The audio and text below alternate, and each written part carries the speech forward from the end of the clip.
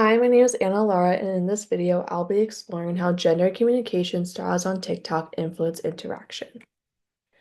First off, I like to start off by saying, why is it that when a guy speaks confidently on TikTok, he's called a leader, but when a woman does the same, she's labeled bossy or aggressive? These interactions happen daily, telling us more about how gender communication is received online. This kind of double standard happens all the time on the platform, and it shows just how gendered our expectations still are. Let's start off with a video of Nicki Minaj explaining how she feels about being a boss versus a man being a boss. I think that this short clip explains exactly what it's like when a woman does something exactly like a man and the woman gets all the criticism from it. Am assertive, I'm a bitch. When a man is assertive, he's a boss. Bossed up. He bossed up. Yeah, he bossed up. No negative connotation behind bossed up, but lots of negative connotation behind being a bitch. When I TikTok isn't just a platform for dancing and trends. It's become a major social media platform where communication norms are performed, challenged, and reinforced. So I would like to dig into what interactions on TikTok might be saying about gender. First off is my research question.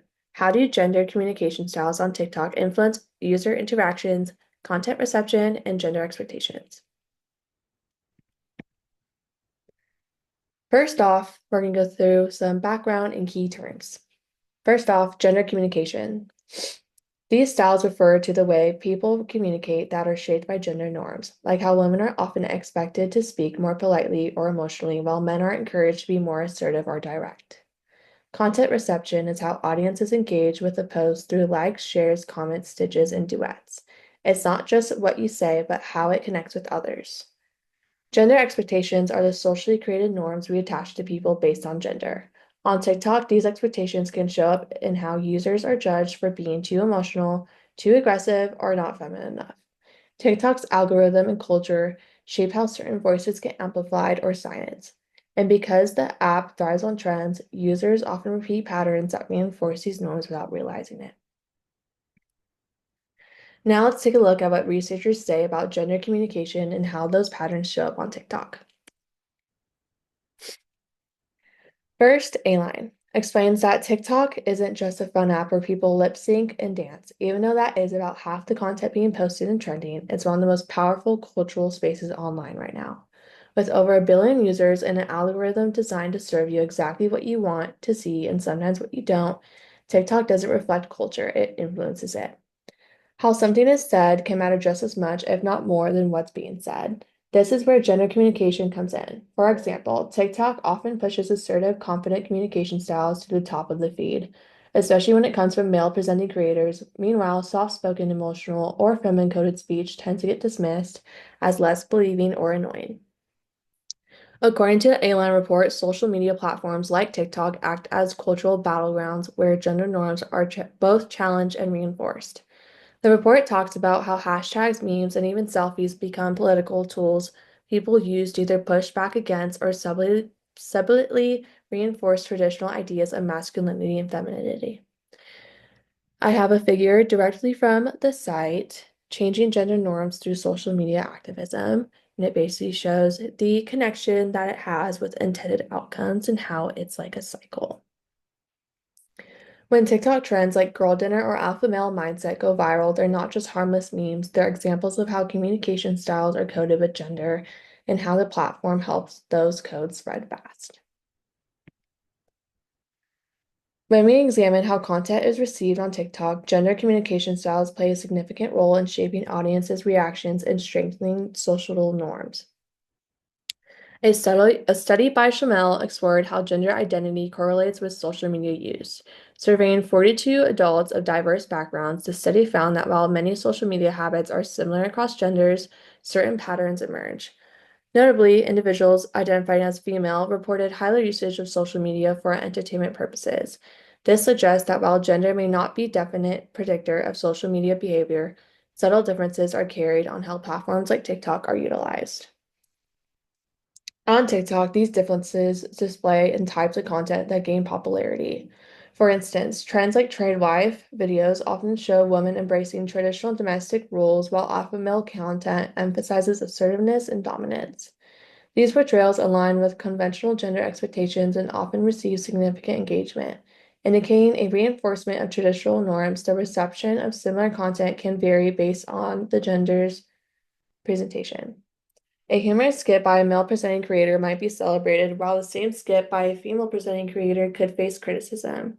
This disparity highlights how gender communication styles influence audience perceptions and interactions.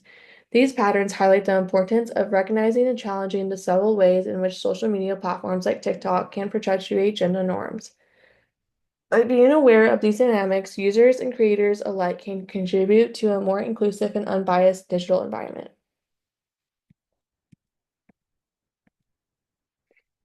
TikTok might look like an open, equal space for expression, but when you look more closely, gender bias in user interactions tells us a different story. A 2024 study by Yin and Benina Abdullah reveals that female users on TikTok often face subtle but persistent gender discrimination. This includes being judged more for their appearance, receiving more dismissive or objectifying comments, and being funneled into content that emphasizes traditional femininity. Meanwhile, male creators who use assertive or humorous styles tend to be rewarded with credibility and praise. The platform's algorithm plays a big role here. It creates connections that provide users with content that aligns with their existing preferences that might seem harmless, but is often reinforces gender stereotypes by limiting the visibility of diverse communication styles. Female creators may feel pressured to fit into certain roles or aesthetics to get attention. Despite this, Yan and Benini also point out that many women are pushing back, using TikTok to challenge stereotypes and reclaim their voices through humor, education, and activism. They're reshaping what power and presence look like online. TikTok's comment sections and algorithm aren't just technical features. They're part of a larger system that influences whose voices are heard, validated, or silenced.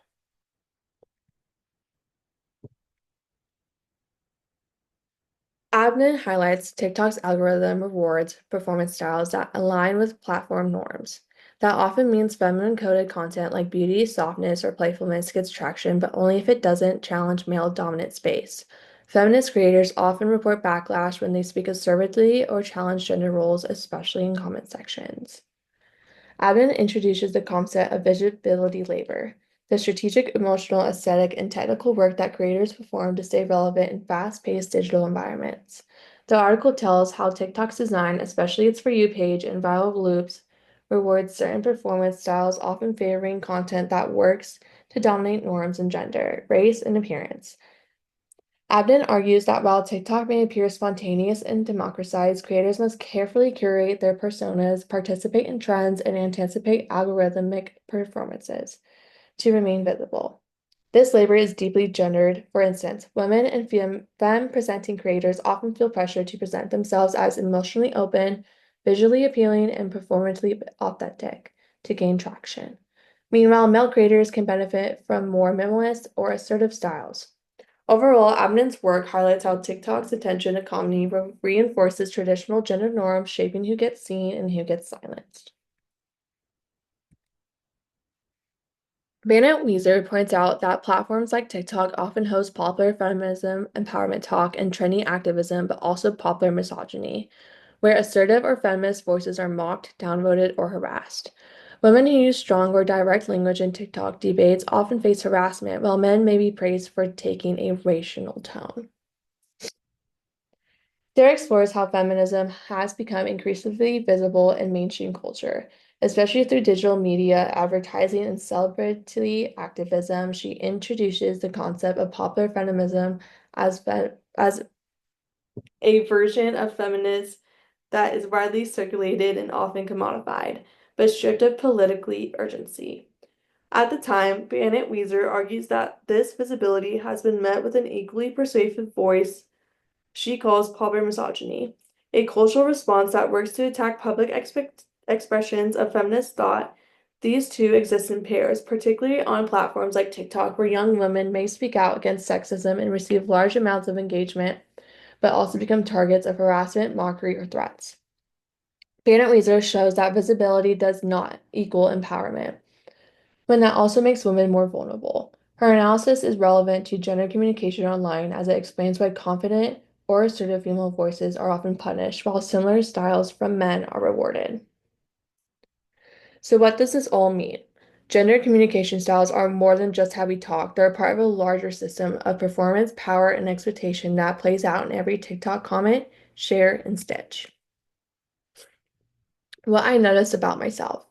As I worked through this project, I started noticing gender communication styles everywhere, not just in TikTok videos, but in the comments, the stitches, and even in how people were reacting to my posts.